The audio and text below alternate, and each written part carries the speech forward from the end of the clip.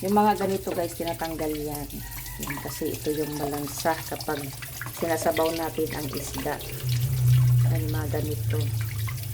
Tanggalin dapat yan. Dapat ganyan, malinis. Ayan. Ito ay yellowfin. Yellowfin tuna. Nanggalan pa ng uso. Ang gawin natin ay gawin natin itong tinolang yellowfin.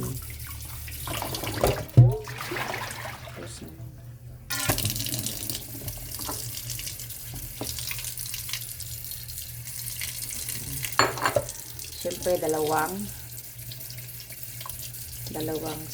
hugas. Hindi po natin ito haluin na hugasan na ganun kasi madurog.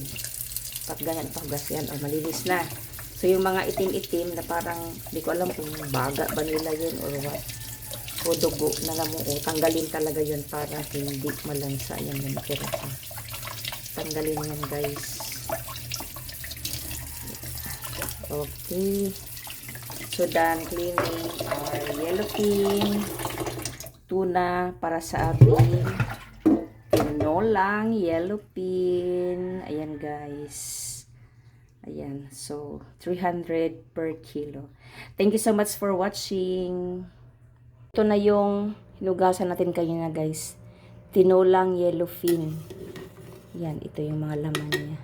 Ang halo natin ay galing sa ating garden, talbos, malunggay, at alugbati.